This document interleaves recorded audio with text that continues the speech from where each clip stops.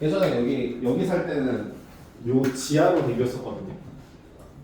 지하에 크로스핏 거기. 근데 아우 코로나 오고 해서 안 댕기면서 몸무게가 그냥 아주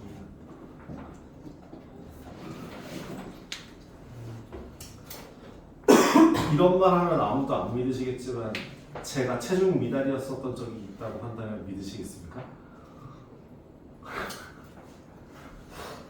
지금 내가 아마 몸무게가 90이 넘어갈 텐데 91? 90? 키가 180, 키는 180 딱 떨어져 있는데 제가 고등학교 3학년 때 졸업할 때 키랑 몸무게가 178에 64였어요. 그때보다 30kg 쪘어요. 몸무게가 1.5배 늘어났어.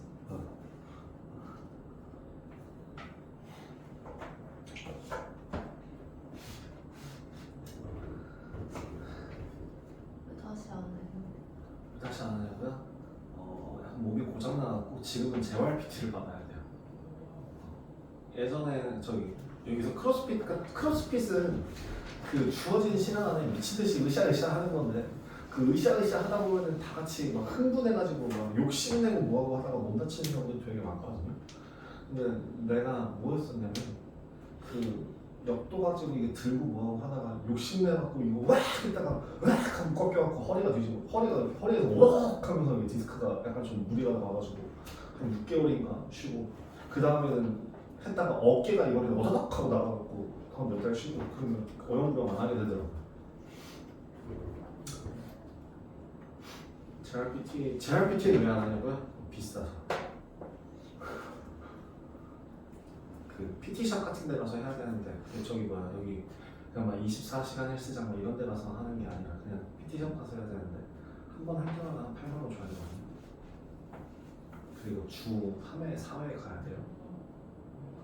한 달에 거의 한 100만 원 이렇게 깨져야 되는데 돈 없어.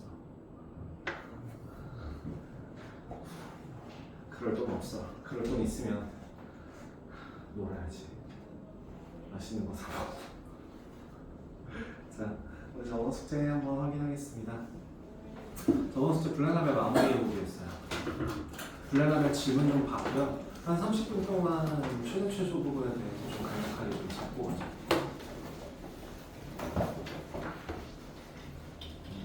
옆에서 보세요. 그것도 할 거야. 그래서 이번 주 내로, 그러니까 원래 오늘까지였는데 좀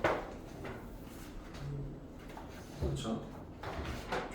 조금씩 밀렸죠. 그래서 블랙라벨 같은 경우에는 이번 주 늦어도 다음 주 월 전까지는 오답까지 쓱 다 마무리해서 정리된 상태로 저한테 프리노트랑 책이랑 같이 해서 좀 확인 좀 해달았으면 좋겠습니다. 알았죠? 자, 블랙라벨에서 질문 받겠습니다. 페이지 번호 얘기해 주시죠.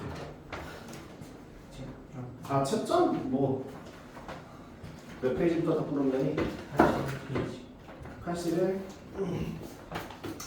17번. 17번에 다 부를게요. 17번에 4번. 18번에 마이너스 2,4. 19번에 마이너스 2분의 1, 2분의 9. 20번에 4번. 21번에 1번. 22번에 3. 23번에 6. 24번에 2, 마이너스 3. 25번에 3번. 26번에 1번. 27번에 3. 스텝 3. 1번에 44. 2번에 4루트 2. 3번에 16분의 1. 4번에 C의 좌표는 마이너스 4,5, Q의 좌표는 마이너스 3,8분의 33. 2번의 식은 Y는 8분의 1 X제곱 더하기 3. 가장 짧은 부분의 길이는 6입니다. 5번 12, 6번 60, 7번 9분의 4 이상 4 이하 8번에 P3 Q-3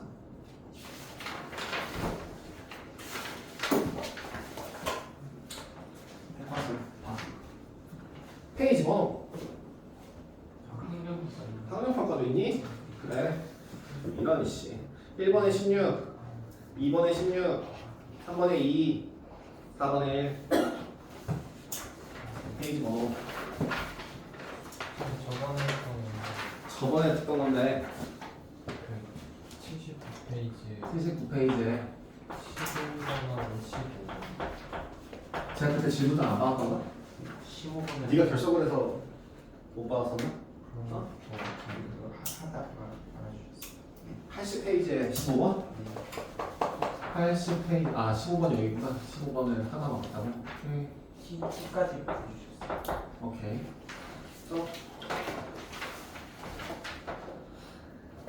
27번 페이지 82페이지 82페이지 27번? 아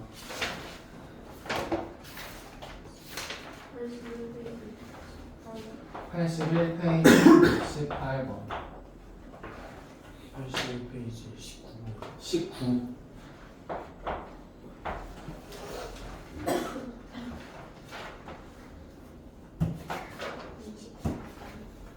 24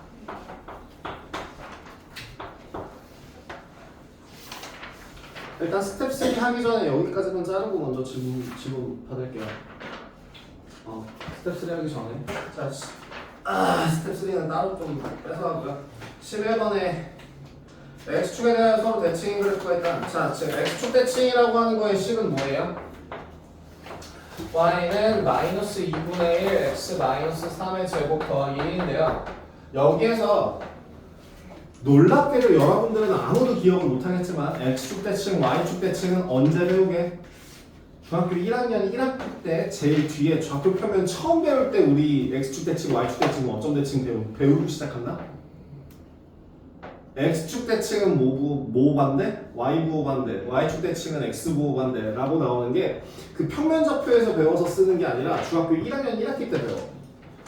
그러면 얘랑 y 부호 반대라서 마이너스 y는 어쩌고저쩌고 해야 되는데 얘를 뒤집어 놓으면 2분의 1 곱하기 x 마이너스 3의 제곱 마이너스 1이라는 식이 만들어질 거예요. 이 그래프를 y축 방향으로 q만큼 평행 이동했대요. y 2분의 1 x 마이너스 3의 제곱 마이너스 1에서 q만큼 평행 이동했대요. x축과 만나는 두 점 사이의 거리가 4루트 1합니다. 2분의 1 곱하기 x 마이너스 3의 제곱 마이너스 1 더하기 q는 0을 만족시키는 두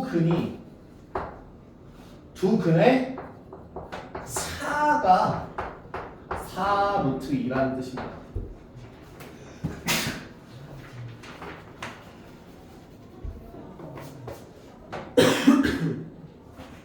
항상 언제나 계속 아까 했던 말 똑같이 얘기합니다만 아까는 니네한테 얘기 안 했구나.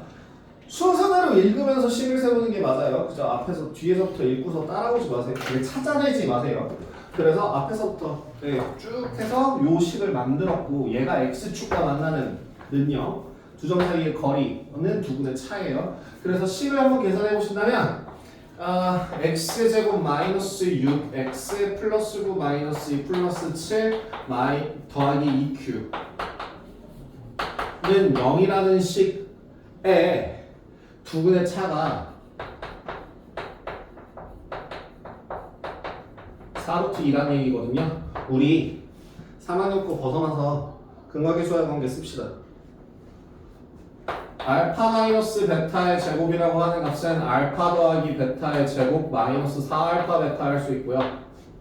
대입 32는 36 마이너스 4배의 7 더하기 2q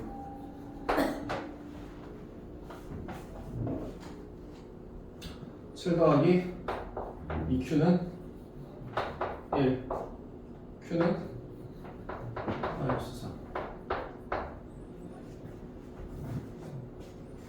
15번 15번 하다 말았다고? 15번 15번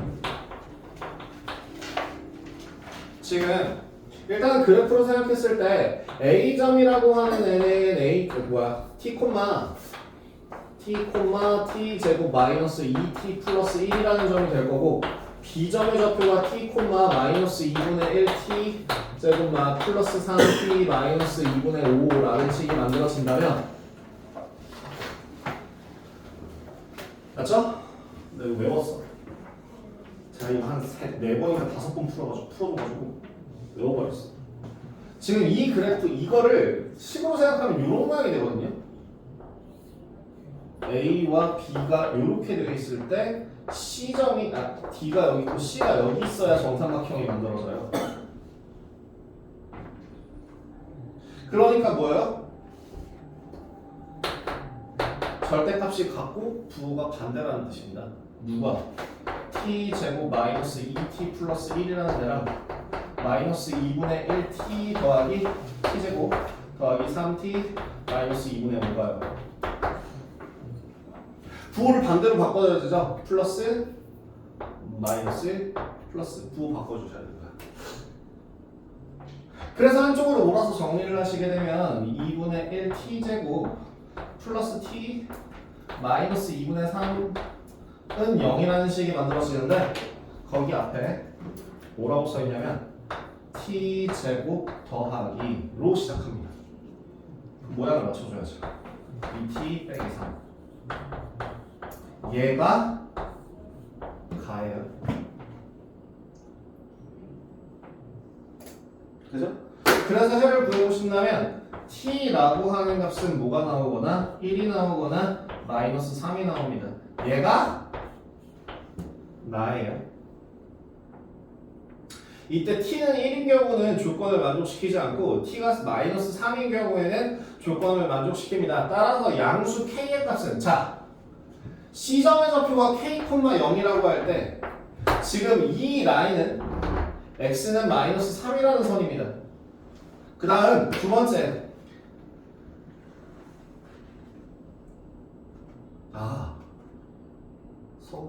서구 문제구나.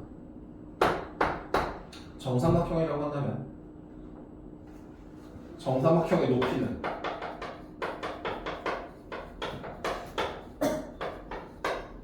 한 변의 길이가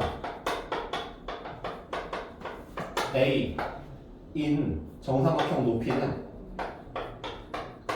2분의 루트 3a예요. 외우셔도 무방합니다. 1대 루트 3대 2예요. 즉 마이너스 3으로부터 루트 3만큼의 AD 길이만큼 더한 애가 바로 K가 된다는 뜻이에요.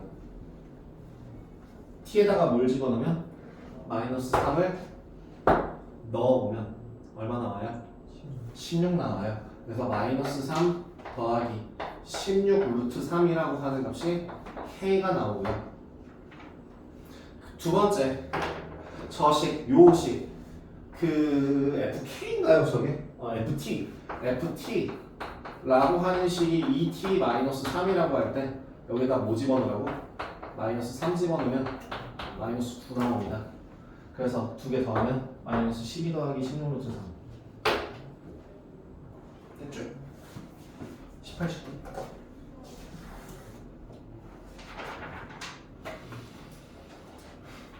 평행사변형이다. 평행사변형이다. 자, 여러분들 2학년 2학기 때 배우셨던 평행사변형의 성질 기억하시나요? 그럴 리가. 기억하신다면 좀 더 쉽게 구할 수 있는데. 첫 번째, 자, 평행사변형의 성질. 평행사변형의 정의가 뭐죠? 두 쌍의 대변이 서로 평행한 사각형을 평행사변형이라고 하고, 성질이라고 하는 건 두 쌍의 대변의 길이가 서로 같다. 두 쌍의 대각의 크기가 서로 같다. 그 다음에 뭐야? 갑자기 기억이 안 나. 두 쌍의 대변의 길이가 같다. 두 쌍의 대각의 크기가 같다. 대각선이 서로를 이등분한다라는 성질이 있죠. 보통은 대각선이 서로를 이등분한다라는 성질을 많이 쓰긴 합니다. 무슨 말이냐면 중점 좌표가 서로 같다는 걸 이용해요. 자, 브리핑 했습니다. 18번 그대로 한번 가볼게요. 사각형만 그릴게요. A가 있고 C가 있을 때 B가 있고 B가 있다면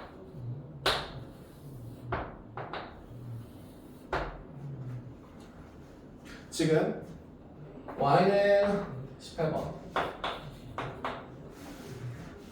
Y는 2분의 1 X제곱 더하기 X 마이너스 4라고 할 때 2분의 1 X제곱 더하기 X 마이너스 4가 0인 걸 만족시켜주는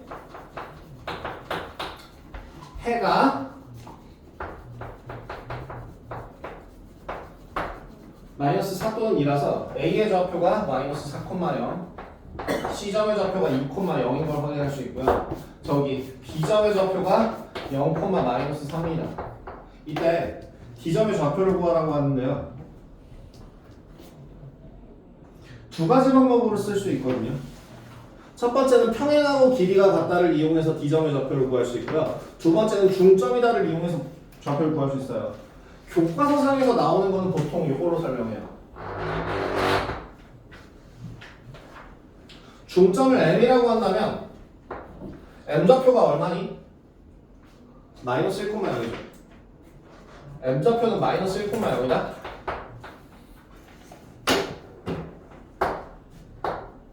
얘랑 얘를 더해서 반으로 나누는 값이 요 좌표가 나와야 된다는 건 마이너스 2,4라는 얘기예요.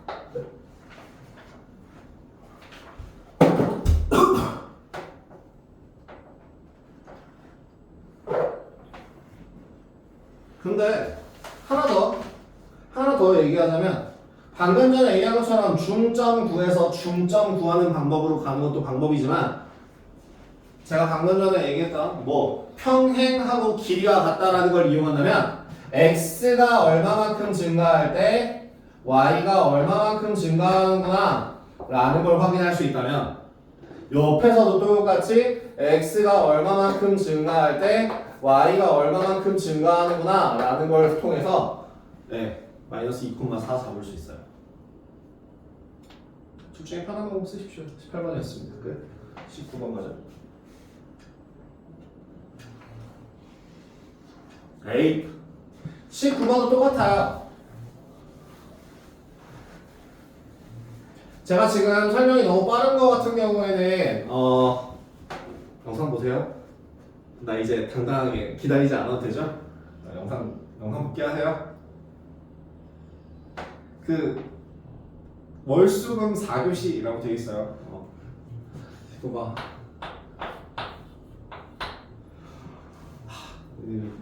영상 올리는 얘기를 하니까 저번에 빡쳤던 것 중에 하나가 여기 와이파이가 너무 느려가지고 거기다가 제가 뭔가 딸깍을 잘못해서 월요일날 찍은 영상을 화요일날 오후 5시까지 업로드를 했어요.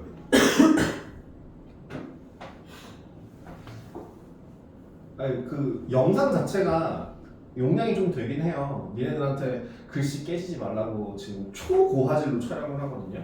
그래서 1시간 정도 찍으면은 그 동영상이 그러니까 초고화질은 아니야. 스트리머들 그 브이로그 찍고 뭐하고 하는 거 몇백 기가 이렇게 나오는 건 아니지만 1시간 찍으면 그래도 한 15기가 정도 나오거든요. 그러면 5시부터 10시까지 지금 제가 5시간 풀로 돌리면 거의 한 80, 90 정도 기가 80기가 가까이가 나와요. 그걸 업로드를 걸어놨는데 딸깍을 잘못해갖고 곱하기 2를 한 거죠. 160기가 정도의 업로드 양을 월요일날 했는데 근데 아무리 160기가라고 하더라도 좀 내가 하면 좀 금방 해야 되는데 안 되더라고요. 어제 왔는데 영상 3개가 80%, 90% 이렇게 돼 있는 거야. 3시에 출고했는데 그래가지고 다른 방법을 좀 찾고 있어요. 일단은 근데 여러분들 어찌됐든 간에 내일 12시 전까지는 열람이 가능하게 만들기 위해서 제가 좀 생각을 많이 하고 있습니다. 19번 갈게요. 자, y는 아까 천천히 가는 거야. 오른쪽 그린 것 같이 이차함수 y는 마이너스 x제곱 마이너스 4x 플러스 5에서 꼭지점을 a라는데 꼭지점을 구해보자. x 더하기 2의 제곱 플러스 9구나. a의 좌표는 마이너스 2,9예요. x축의 교점을 각각 BC라는데 마이너스 x제곱 마이너스 4x 더하기 5가 0이 되는 애를 찾으면 되겠다. x제곱 더하기 4x 마이너스 5는 0이니까 x의 값은 마이너스 5 또는 1. 그래서 B점의 좌표는 그냥 하나씩 찾으면 되죠. 마이너스 5,0이고 C점의 좌표가 1,0입니다. 이거까지는 다 잡고 시작하겠죠. 설마 이것도 안 하고 질문하시면 양심 없는 거예요? 그죠?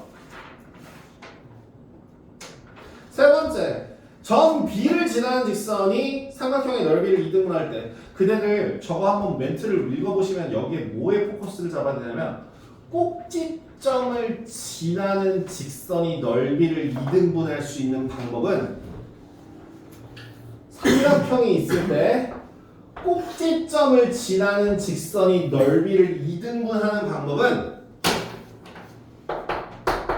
중점 지나면 됩니다. A점의 좌표가 뭐라고요? 마이너스 2,9야. C점의 좌표가 뭐라고요? 1,0이에요. 그럼 중점 좌표는 얼마예요? 마이너스 2분의 1, 마이너스 2분의 9. 끝.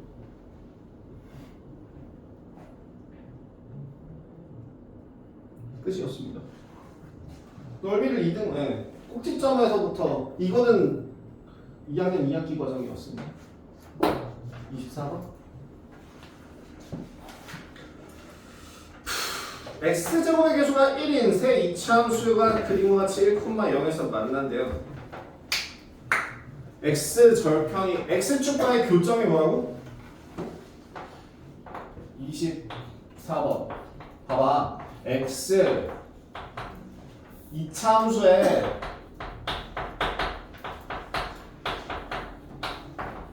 x절편이라는 애가 뭐랑 똑같다고? 2차 방정식에 좀 더 디테일하게 실근이 돼요. 그렇다는 건 지금 x제곱의 개수가 1이라고 주어졌고 fx라는 거의 해가 1과 2라는 얘기고요. gx라는 거의 해가 1과 3이라는 거고요. hx라는 그래프의 해가 1과 4라는 거죠. x만 c는 아니잖아. 그죠? 그렇다면 요 세 그래프의 합은 뭐예요? x-1 곱하기 3x-9예요.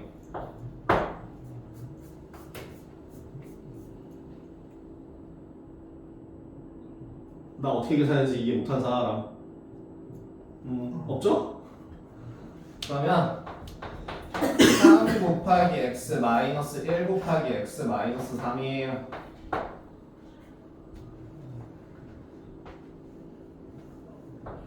3 곱하기 x제곱 마이너스 4x 플러스 3이고요.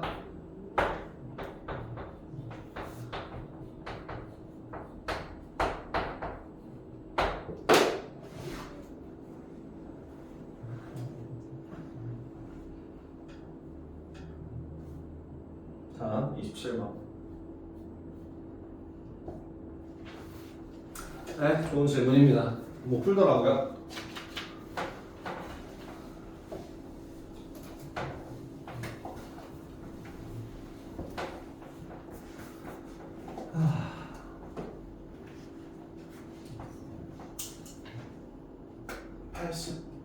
페이지 27번. 다음 그림과 같이 폭이 서로 같다는 게 무슨 뜻이게? x제곱의 개수의 절대값이 같다는 뜻이에요. 자, 근데 하나는 아래로 볼록 하나는 위로 볼록이니까 저 fx라는 놈이 x제곱이라고 한다면 gx는 뭐로 시작할까? 마이너스 x제곱이겠구나. 그지? a가 마이너스 1이다 라고 하는 걸 알고 시작하는 거야. 그지? 첫 번째.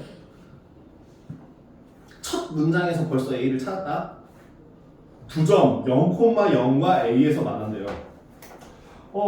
그래 그렇구나. 뭐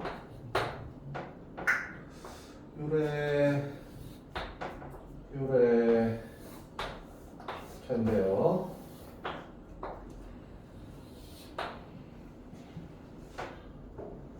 A점이고요.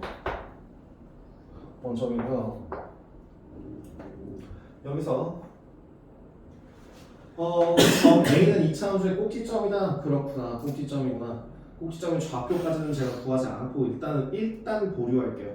그 다음에 PQRS라고 한다면 PR의 길이. 자, 여기다가 어떤 보조선을 찍 하고 그었을 때 요 보조선을 찍 하고 걷을 때 요 길이를 각각 P, 요 점을 Q, 요 점을 R, 요 점을 S라고 한다면 그대들아, 내가 2차 함수 부분에 대해서 설명 복귀할 때 뭐라고 얘기를 했었냐면 2차 함수라고 하는 거는 그래프의 모양이 어떤 모양이기 때문에 포물선 모양이기 때문에 뭐에 대하여 선대칭 도형이 되고, 그렇기 때문에 축으로부터 같은 거리만큼 떨어져 있으면 함수값이 서로 같다라고 얘기할 수 있다 였어요. 그럼 결국엔 이 y축으로부터 같은 거리만큼 떨어져 있는 이 두 값의 합이 얼마라고? 2라고. 그럼 r좌표는 뭐가 되게? 1,1인데요. 아! 요 직선이 누구구나? 1입니다. 그죠? 지금 나 여기까지 그 PR이 2다 라고 하는 것까지 읽고 나서 이렇게 찾은 거예요. 그죠? 다 읽고 쓰는 거 아니에요. 계속 얘기하자. 그러면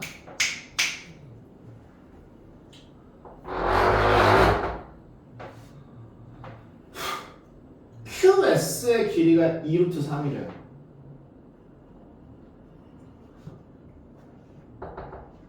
요 축의 값은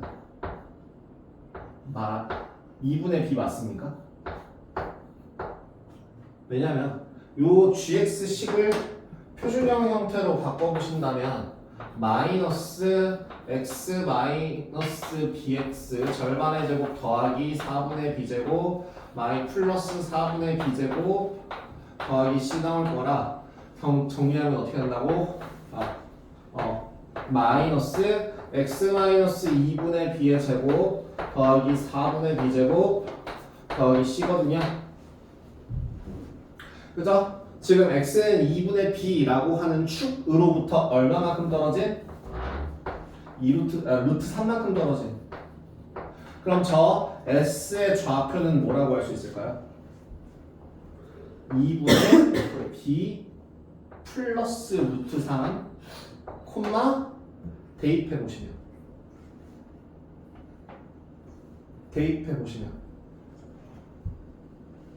4분의 b제곱 더하기 c 빼기 3이라는 식이 나오거든요. 세 번째, 제가 안 찾고 넘어가서 실수했어요. 죄송합니다. 저 gx라는 애가 원점을 지난대요. 원점을 지난다. 저 원점을 지나는 것 때문에 c의 값은 0 나와야 됩니다. 원점을 지나면 0 넣으면 0 나와야 되니까 c는 0이어야 돼요. 그죠? 그래서 저 4분의 b제곱 빼기 3이라고 하는 값이 얼마 나와야 돼요? 1이라고요. y 값이 1이라고요. y가 1이라고요.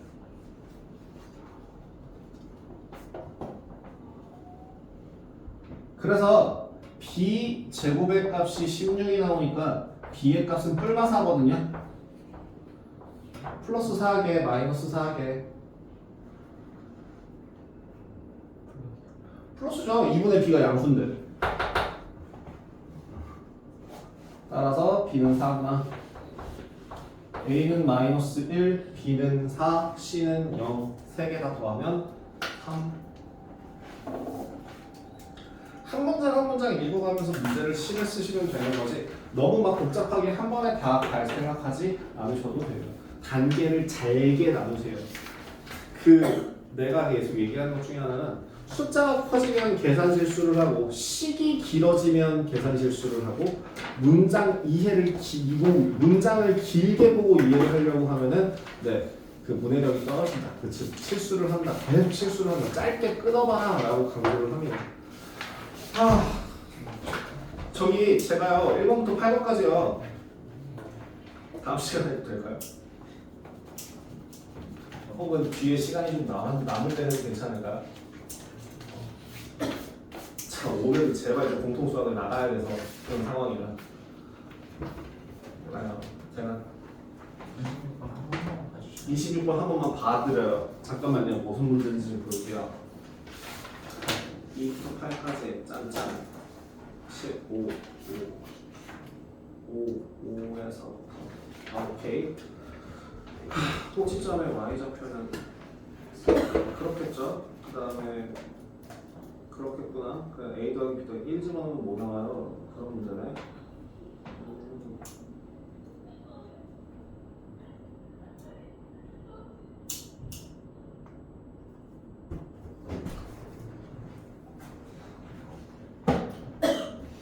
뭐 어떻게 하신 거예요? BQ 통치점의 좌표가 몇 콤마 몇이에요? 5,4 5,4야. 그럼 P의 좌표는 몇 콤마 몇이에요? 4,2 P의 좌표 4 콤마는 아닌데 B가 4가 아니에요. 4가 나올 수가 있나? 이거 한 칸, 2인가 간격이? 둘둘둘인가? 그래? 그럼 4 콤마 2 대입했어?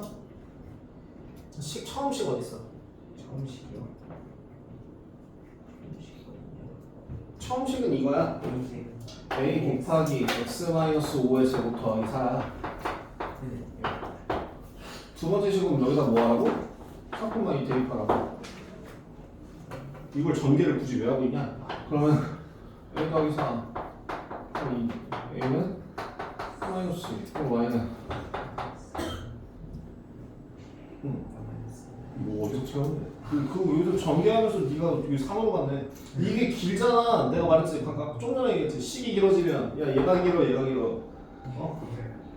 그러니까 여기서 어차피 대입할 건데 계산하면 얘가 표하나. 그래서 계산하시면 마이너스 2 곱하기 x 마이너스 5의 제곱 더하기 4거든요. 32에서 4 빼면 28이네. 마이너스.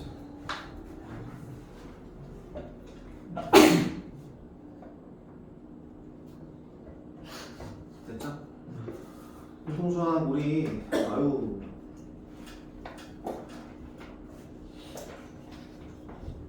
어디까지 했었냐? 예전에 우리 611번까지 숙제 내주고 던졌어요. 그죠? 옛날에 먼 옛날에 저랑 처음 보고 얼마 안 됐을 때 611번까지 풀어와라가 마지막 숙제였어요.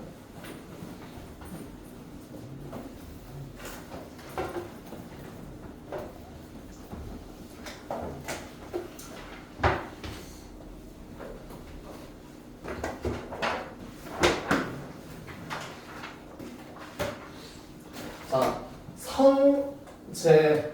선행 책 안 갖고 왔냐? 노트? 어떻게 하지? 그러면은 개념 어떻게 적지? 해서 옮겨놔. 자, 일단은요 우리 저번 시간에 했던 것부터 한번 간단하게 복기를 하자면 뭐가 있었죠? 그 중학교 버전에서는 x축과의 교점의 좌표가 2차 방정식의 해와 같다라고 얘기했었는데 여기에다가 하나만 더 얹어서 진행을 하게 되면 뭐가 되냐면 우리 제가 방금 전에 얘기했는데 그래프의 교점의 좌표는 뭐와 같다? 연립방정식의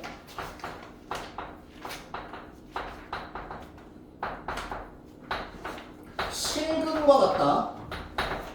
그래서 결국엔 교점의 개수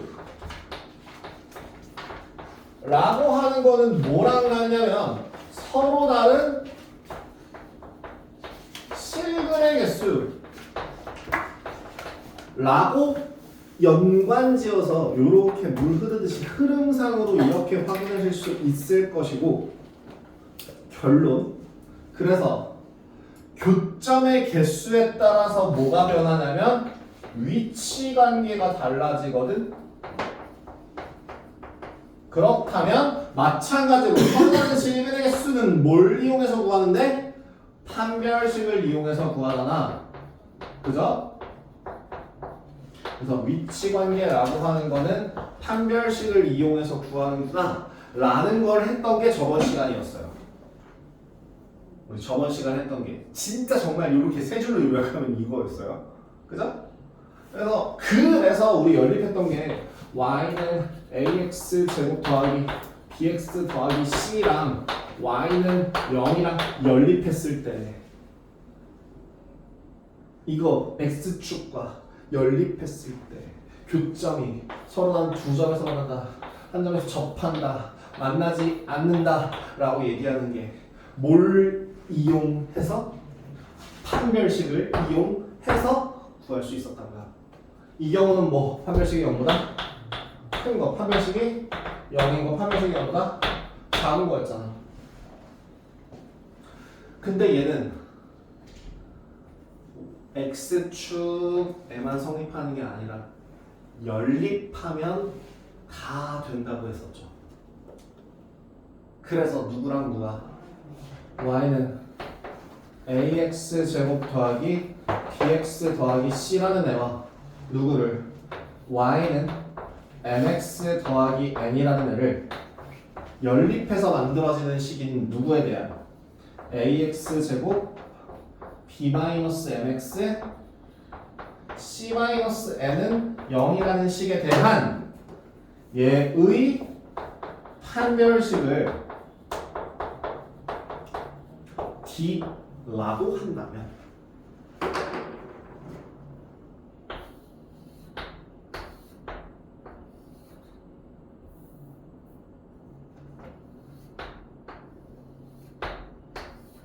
판별식이 0보다 어떤 거라고? 두 점에서 만나는 게 0보다 큰 거다. 접하니까 판별식이 0인 거고 만나지 않으니까 판별식이 0보다 작은 거다 라고 얘기했어요. 0보다 큰 거, 판별식이 0인 거, 판별식이 0보다 작은 거. 헷갈리지 마세요. 그래프에서 판별식은 뭐를 결정한다? 교점의 개수를 결정한다. 다시 그래프에서 뭐라고? 그래프에서 판별식은 뭐를 결정한다? 교점의 개수를 결정한다. 다른 말로는 위치 관계를 나타낸다 라고도 할 수 있어요. 다시 그래프에서 판별식은 뭐라고? 위치 관계 를 나타낸다 라고 할 수 있다 했죠. 교점의 개수를 구할 수 있다 했어요. 교점의 개수를 나타낸다. 그게 앞서서 나왔던 그 직선과 이차함수의 위치 관계와 관련된 내용이었다면 좀 더 근본적으로 파고 들어보죠.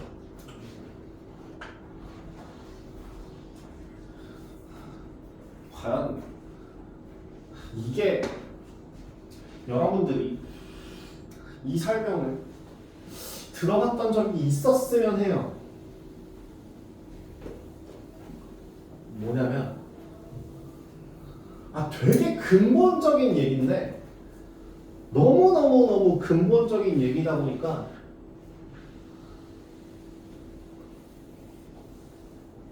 안 하고 넘어가는 선생님들도 있어서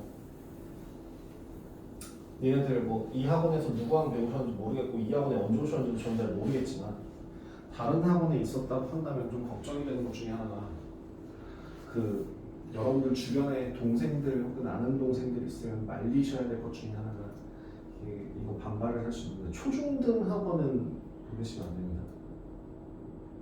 여기는 초중고잖아요. 근데 이제 내가 초중등을 다니면 안 된다, 그러니까 보내지 말아야 하는 것 중에 하나가 뭐냐면 제가 예전에 일했던 학원 중에 하나가 페르마 수학학원이라는 데서 일한 적이 있어요. 들으신 적이 있을지 모르겠지만 그것도 전국구 퍼져있는 체인이거든요.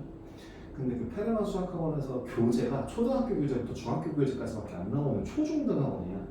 그래서 초등학교를 가르치는 선생님들이 중학교 과정을 가르쳐. 그럼 내가 아까 얘기했죠. 초등학교 때 습관, 그 그지 같은 습관 들고 고등학교 때 그게 중학교 고등학교 넘어가지 말라고. 그죠? 근데 그 방법을 강조하면서 선생님들이 중학교 걸 가르쳐요. 자, 중학교 1학년 1학기 때 1차 방정식을 딱 배우라고 갔는데 뭐부터 설명하는 거야? 자, 맨 끝에 봐. 문자 뭐로 잡아야 돼? 이걸로 시작해. 똥이야. 똥이라고. 영어로 영어로 쉣이라고. 똥이야. 문자, 제가 계속 강조하는 표현은 뭐야? 문장을 읽으면서 그거에 맞춰서 어떤 문자가 필요한지 자의적으로 좀 확인할 수 있어야 되는데 그러니까 무조건 닥치고 제일 끝에 있는 식을 문자로 잡아요. 중학교 때까지는 먹혀, 초등학교 때까지는 먹혀. 근데 고등학교 때부터 그 복잡한 식에서 막 세제곱근 막 이런 거 구해야 되는데 나중에 막 리미트 막 있다고 본 적도 없고 들어본 적도 없는 막 이거 시그마 막 있다고 나오고 있는데 걔를 X로 잡고 나머지 이제 식을 구한다고 생각해봐. 말도 안 되는 식이 만들어져요. 불가능합니다. 식 자체 세우는 게. 근데 중학교 그 초중등 선생님들 중에서 특히나 선행 쪽을 잘 안 해본 선생님, 고등학교 과정을 안 해본 선생님들 같은 경우는 이렇게 설명하는 경우가 많고요. 진짜 두 번째 서프라이즈. 저랑 같이 일했던 선생님들 중에서 같은 수학 선생님들 중에서 영문학과 선생님 계셨어요. 중문학과 선생님 계셨고요.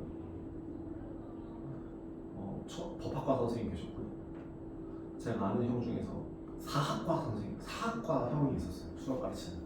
사학과는 역사학과. 초중등이었어요. 초중등.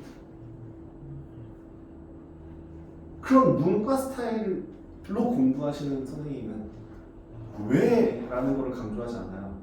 어떻게 하면 이 문제를 잘 풀 수 있는지를 설명하세요. 그리고 스킬적으로 잘하고 이것만 이렇게 외워서 이거 갖다 때려 박았는데 그럼 진짜 명강사처럼 느껴지죠. 제가 처음 일했던 학원에서 그렇게 가르쳤던 선생님들, 그러니까 제 첫 제자들이 지금 이제 29, 30 이렇게 되거든요. 나이 좀 있죠? 제가 항상 제가 몇 번 얘기했죠. 내 나이에서 20을 빼도 고3이라고. 그러니까 내가 처음 가르쳤던 애들도 중학교 애들인데 지금 이제 29이에요. 그죠? 근데 그 애들한테 들었던 소식 중에 하나가 제가 그때 다니던 학원이 종합학원이었는데 그 종합학원에서 그 주변에 있는 모든 학교에 중학교 내신을 싹쓸이 했었거든요. 전교 1등부터 몇 등까지 막 그런 그 학교가 한 8개 정도 되면 여기까지죠. 한 8개 정도 되는 데에서 전교권에 있는 모든 애들이 다 이 학원 출신이야. 그리고 고등학교 1학년 중간고사 끝나면 쌍욕하면서 나가. 그리고 그 학원 출신 애들 중에서 95%가 그 당시에 문과를 선택했습니다. 무슨 소리냐면 수학을 할 수 없는 몸으로 만들어버렸어. 생각할 수 없는 머리를 만들었어요. 그 학교 앞에 있는 학원이었는데 그 학교마다 선생님이 진짜 정말 그 쪽집게라고 하면서 그림을 심지어 그때 2학년 2학기 건가 4학년 2학기 건가 이런 거 도형할 때 있잖아. 그 도형을 한 그림 50개 정도를 대표 유형을 뽑아놔. 뭐 시켜? 외워. 이건 이렇게 풀어, 저건 저렇게 풀어, 이건 이렇게, 저건 저렇게 외워. 그러니까 애들은 되게 좋아해. 이것만 공부하면 90점 이상이 나와. 여기서 조금만 더 공부하면 100점이 수두로 빽빽하게 나와. 너무 좋아해. 그리고 고등학교 올라와 봐라. 얘네 해봐서 알자. 되겠니? 근데 이렇게 얘기하면 어머 어떡해 라고 얘기를 하면서도 여러분들이 그렇게 공부를 하고 있다는 생각은 안 해보셨나요? 여러분들 중에서도 상당히 많은 부분들이 생각하지 않습니다. 선생님이 풀었던 대로 풉니다. 따라만 합니다. 왜인지 보지 않습니다. 문과 스타일, 문과 선생님이 가르치는 것처럼 그 왜라고 하는 걸 빼고 이해를 하려고, 그냥 받아들이려고 합니다. 그럼 받아들으시나요? 아니죠? 그래서 여러분들이 고생하실 가능성이 굉장히 높아져서 저는 앞으로도 계속적으로 강조할 겁니다. 모든 이 반에 있는 모든 학생들이 다 내가 원하는 스타일로 바뀔 때까지 이제 6개월 남은 이 기간이 마지막 기간이라고 생각해요. 파이팅 합시다. 자, 그 근본적인 얘기를 하자는 게 뭐냐면 함수에 대한 얘기를 좀 해보자요. 함수. 여러분들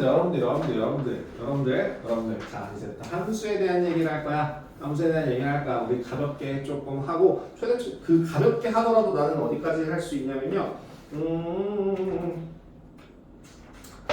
뭐 다 할 수도 있을 것 같은데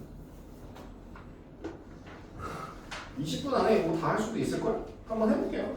안 되면 안 되는 만큼 뭐 아까 그 시험에 꼭 나오는 문제 숙제 내면 되고. 봐봐.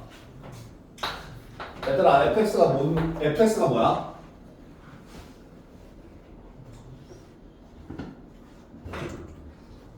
fx가 뭐야?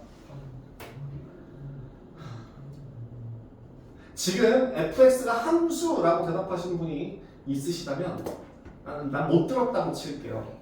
fx라고 만약에 그렇게 머릿속으로 함수 아닌가? 라는 생각을 하시는 분들이 있다면 손을 들어 자기 머리를 때리세요. fx라고 하는 건 x라는 미지수를 이용하여 f라는 규칙으로 만들어진 식을 의미합니다. 줄여 얘기하면 얘는 x에 대한 식이에요.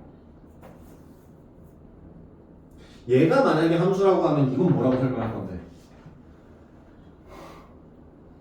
fx가 함수면 fx는 0은 뭐라고 설명할 건데?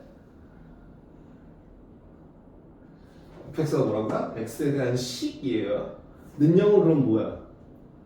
방정식이죠. x에 대한 방정식이 되는 거고요. 그럼 fx라고 하는 값이 0보다 크다, 0보다 크거나 같다 뭐 이런 게 붙으면 뭐가 되는 거야? x에 대한 부등식이 되는 거고요. 그렇다면 함수라고 하기 위한 가장 기본적인 형태는 뭐게? y는이 필요하다는 얘기예요. 함수라고 하는 애의 가장 기본적인 거는 y는 x에 대한 식 형태로 정리가 된다는 게 제일 중요합니다.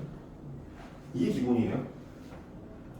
그래서 y는 그래서 니네들 직선의 방정식 배울 때 이렇게 배운 거는 ax 더하기 by 더하기 c는 0이라고 하는 애를 1차함수라고 부르냐? 이거 1차함수라고 안 불러. 1차함수라고 안 부르는 이유는 딱 하나야. 왜? y는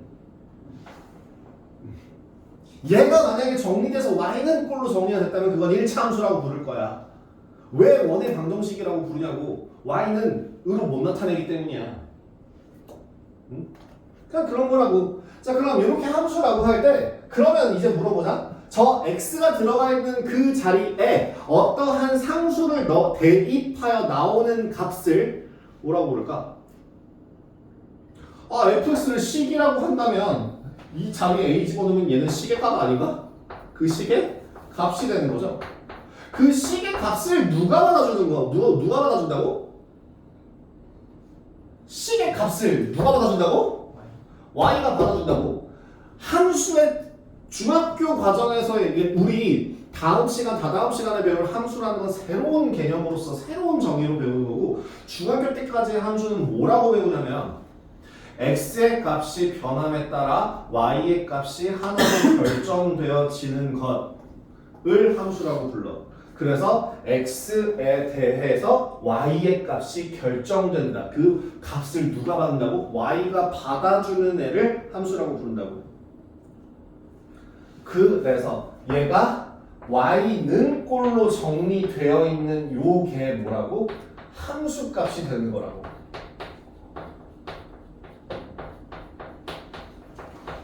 자, 여기서 기억해야 될 한 가지는 뭐냐면 앞으로 너네들이 해야 될 것 중에서 값이라는 단어가 들어가면 무조건 얘는 y예요, y.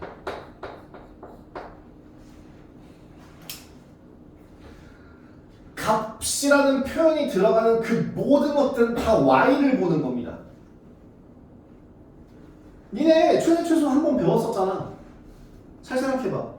최대값 y 중에서 제일 큰 거, 최소값 y 중에서 제일 작은 거. 그렇게 값이라고 하는 거는 y를 보는 거라고. 그러면 y를 본다라고 하는 거는 결국엔 뭘 따지는 거야? 좌표 평면상에서 생각해보면 좌표 평면이라고 하는 거는 기준 축이 몇 개 있지? 기준 축이 2개 있지. 그 2개로 전방위를 다 설명할 수 있잖아. 그지? 축이 하나인 수직선에서는 왼쪽 오른쪽밖에 없다면 축이 2개라고 하면은 왼쪽 오른쪽과 위아래가 생기죠. 여기에 축이 하나 더 생기면 앞뒤도 생기겠지만 제끼고, 그렇다면 왼쪽 오른쪽을 무슨 축 방향? X축 방향, 위아래를 무슨 축 방향? Y축 방향. 자, 결론. 최대값은 뭘 보는 거다? 제일 큰 Y. 자, Y 값은 위아래라고. 무슨 말인지 모르겠어? 그치, 제일 위에 있는 값이 최대값이야. 제일 그래프상에서 제일 꼭대기에 있는 게 최대값, 가장 바닥에 있는 게 최소값이 된다고. 오케이? 받아들일 수 있어? 그래서 기본적으로 y는 기본적으로 그래서 2차 함수에서의 최대값과 최소값을 구하려고 할 때는 뭘 먼저 확인하냐면, 얘는 기본적으로 뇌를 꺼내도 괜찮으니 생각을 끄고 뭐부터 하면 돼? 꼭지점부터 찾으면 돼. 왜 꼭지점을 찾아야 해? 꼭지점이라고 하는 표현 자체가 그 함수에서 아래로 볼록한 꼭지점은 뭐야? 제일 아래에 있는 거고, 위로 볼록한 꼭지점은 제일 위에 있는 점을 뜻하는 거니까. 그 꼭지라는 게 우리나라 말이잖아요. 꼭지라는 거의 뜻이 뭐예요? 맞아요. 튀어나온 부분을 꼭지라고 해요. 그래서 수도관에서 따로 빼서 튀어나오게 만든 거를 수도 꼭지라고 부르고요. 과일 중에서 제일 튀어나온 부분을 과일 꼭지라고 부르고요. 그 각 같은 경우도 가장 튀어나와 있는 부분을 맞대고 있는 각이라고 해서 맞꼭지각이라고 부르고, 튀어나온 점이라고 해서 삼각형의 꼭지점, 사각형의 꼭지점, 그런 튀어나온 점들을 보는 거잖아요. 그러면 2차 함수의 꼭지점이라는 것도 뭐야? 제일 튀어나왔다고. 어디로? 아래로. 어디로? 위로. 그래서 기본적으로 두 가지를 볼 거예요. 꼭지점을 확인하기 위해서 얘는 반드시 무슨 형으로 바꾼다? 표준형으로 바꾸네. 표준형으로 바꾼다. 최대 최소를 물어볼 때 그냥 무조건 표준형으로 구한다. 어떤 경우에서도 상관없이. 표준형은 조금 더 디테일하게 얘기하면 완전제곱식 형태로 나타내어지는 애를 표준형이라고 얘기하죠. 그죠? 자, 그러면 이제 그걸 얘기해 볼게요. 만약에 실수 전체에서 구한다고 한다면, 실수 전체라고 한다면 뭐만 보면 돼요? 아래로 볼록인지 위로 볼록인지만 따지면 되잖아요. 자, y는 a 곱하기 x 마이너스 p의 제곱 더하기 q라고 하는 식에서, 이 식에서 a가 0보다 크다. 모양을 생각해. 그림으로 생각해. 시각적으로 확인해. 어떤 모양? 아래로 볼록해. 그죠? 그럼 얘는 뭐야? 최소값이 존재할 거야. 최소값이 얼마나게? q죠. 제일 아래에 있는 y값이니까 꼭지점 y값이죠. 그럼 최대값은 있다 없다? 최대값이 존재하지 않을 거야. 거꾸로 a가 A가 0보다 작다라고 하면 얘는 뭐라고? 위로 블록이야. 그 위로 블록하게 되면 이번에는 최소값이 있다 없다? 최소값이 없을 거라고. 대신에 뭐가 있는데? 최대값이 얼마? Q로. 자, 꼭지점이라고 하는 애가 최대 최소를 결정하는 데 있어서 되게 중요한 역할을 하는구나 라는 걸 잡고 가자고요. 오케이? 두 번째, 제한된 범위에서의 최대 최소.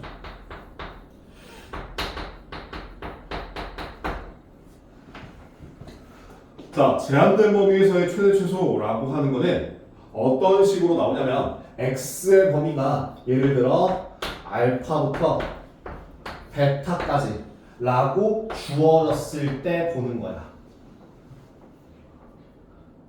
그럼 어떻게 구해야 될까? 야, 내가 아까 했던 말 기억해봐. 이 모든 그래프 통틀어서 제일 큰 값 또는 제일 작은 값이 꼭지점이라고. 근데 제한된 범위에서의 최대 최소 구하라고 했으면 나 같으면 상식적으로 뭐부터 확인할까? 꼭지점이 어디 있는지부터 확인하지 않을까? 이 꼭지점이 범위 내에 있을지 않을지부터 확인하는 그 이유가 왜라고? 꼭지점이 제일 작으니까, 꼭지점이 제일 크니까. 이게? 그래서 첫 번째 만약에 저 범위 내에 꼭지점에서 자 x 따지는 거야. 그러니까 p가 존재하지 않을 때 n은 누구만? f에다가 알파를 집어넣고 f에다가 베타를 집어넣어서 둘 중에 양 끝값 중에 큰 게 최대, 작은 게 최소라고 하잖아요. 네, 일단 그렇게 잡고 시작할게요. 큰 값과 작은 값. 큰 값이 최대값. 작은 값이 최소값이라고 하는데요. 자, 근데 만약에 두 번째 범위 내에 범위 알파부터 베타 사이에 p가 존재할 때에는 세 개를 뭐라고 배우셨었죠. 양 끝값과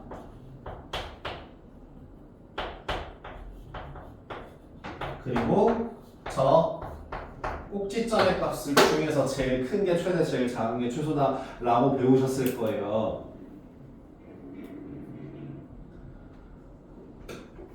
틀린 말은 아닌데 이렇게만 기억을 하시면 니네가 풀지 못하는 문제들이 생겨요. 2차 함수에서는 기억하셔야 될 것 중에 하나가 뭐냐면 2차 함수는 에서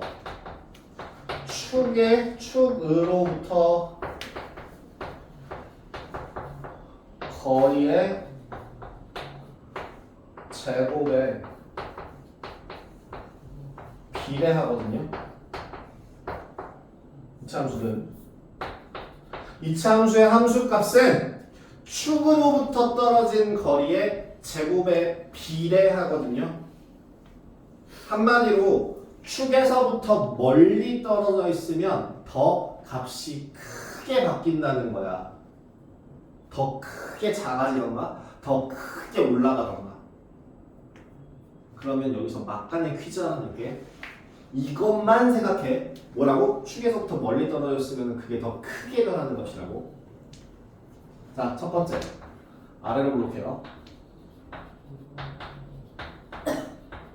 A가 0보다 크다는 얘기예요. 그치? 다음 2부터 5 사이에 있는 값이에요. 이때 y는 a 곱하기 x 마이너스 4의 제곱 플러스 q라는 식이 있다면 최소값은 어디서 생기게? 4. 최대값은 어디서 생기게? 2. 이유는 뭐야? 4로부터 떨어지는 거리가 5는 몇 칸? 1칸. 2는 몇 칸? 2칸. 더 멀리 떨어져 있으니까 더 커졌을 거야. 그래서 여기에 4가 있을 테니 최대, 최소가 되는 거야. 그래서 이걸로 보지 않아. 그럴 시간 없어. 직접 문제를 통해서 한번 보여드릴게요. 저기 그 유형 6번은 넘어가고요. 상당히 이걸 모르겠어. 617번, 아니 616번 진짜 대표 문제 되게 쉬운 거 한번 보자고요. 자, 616번의 문제를 한번 보시려면 제일 큰 0부터 3까지 해서 fx라고 하는 것이 3 곱하기 x-1의 제곱 더하기 k-3이거든요. 축이 요 안에 있어 없어? 있어요. 그죠? 제가 바로 바꿨어요. 있어요. 616번에. 그죠? 그러면 최소값이 누구야? k-3이거든요. 그럼 최대값은 다시 최소값은 1일 때 나오는 k-3이고요. 최대값은 누구게? 1에서부터 멀리 떨어진 누구? 3을 넣어서 나오는 3, 2, 4, 12, k 더하기 9예요. 얘가 최대가 될 거야. 혹시나 해서 f에다 0 집어넣으면요 이거 k거든요? 그죠? 볼 필요 없었죠? 굳이 얘를 볼 필요 없었던 거죠. 그래서 최대값이 4래요. 최대값이 4래요. k-5구나. 최소값은 얼마게? -8이겠네? 이렇게 구하시면 된답니다. 축으로부터 떨어진 거리의 제곱의 정비를 한다 라고 하는 것 때문에 축으로부터 멀리 떨어진 값이 최대 혹은 최소값을 가지고 그 축의 값이 나머지 하나를 차지한다 라고 생각하시면 된다. 말이 좀 헷갈릴 수 있어요. 말이 헷갈리시면 뭐 하는 거야? 그냥 이렇게 하세요. 그냥 이거 하세요. 이거 해도 돼요. 이거 해서 틀린 건 아니에요. 단지 나는 요 세 개 다 구하는 시간조차 너무 아까워서 요 하나를 빼버리려고 그렇게 말한 건데 이해 안 된다 그러면 세 개 다 하셔도 돼요. 자 여기까지 하면 끝날 것 같은데 나도 수업도 시간도 끝날 것 같네요. 세 번째 치환을 이용한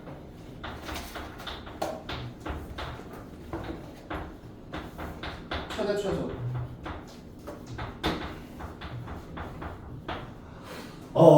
베이직생을 배우신 분은 치환을 이용한 최대 최소를 안 배우고요. RPM으로 배우시거나 다른 교재, 개념 플러스 유형이나 뭐 이런 걸로 배우신 분들은 치환을 이용한 최대 최소가 기초 교재에 나와 있어요. 네, 그 베이직생은 없더라고요. 그래서 저는 그 교재를 혐오해요. 그 교재를 지금 사용하고 있는데 저 앞으로 그 교재 안 쓸 거예요. 안 선생님과 저랑 맞지 않는 부분이었어요. 치환을 이용한 최대 최소라고 할 때 뭐가 보이면 공통 부분이 보이면 즉 저는 덩어리라고 표현하는데요.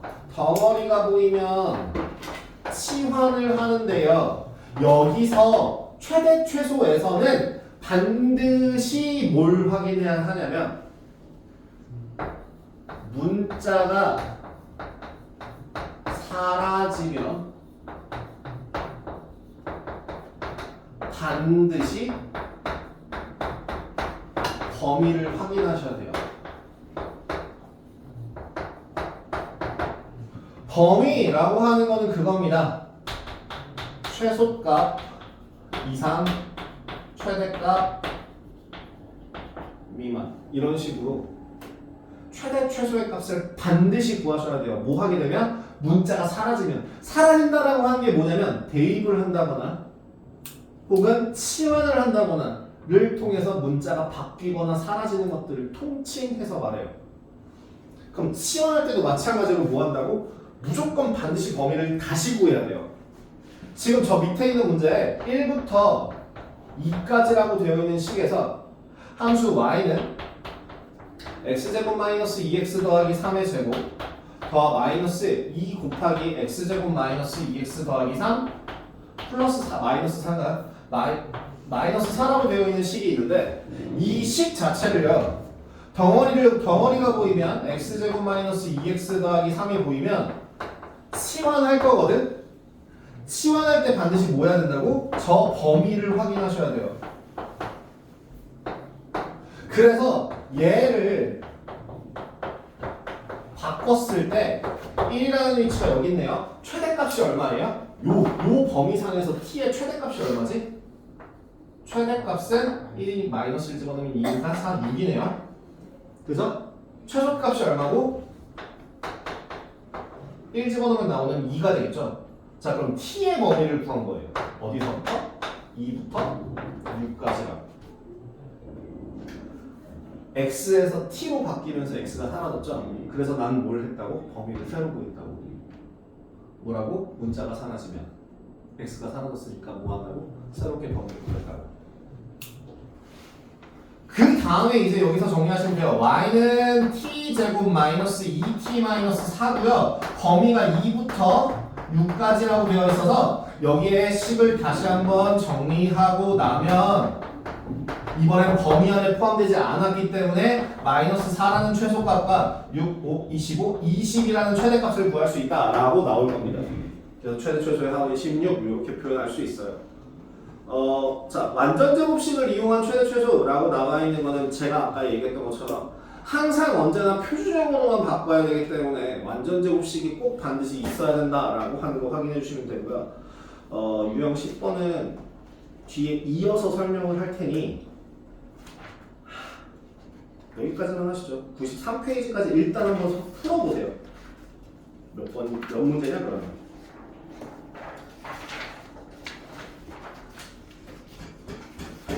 됐어, 이거만 해. 93페이지까지 풀어보세요. 그 다음에 오답 정리해 보십시오. 블랙락에. 알림장으로 다시 한번 보여드릴게요. 고생이 많았습니다. 촬영 여기까지.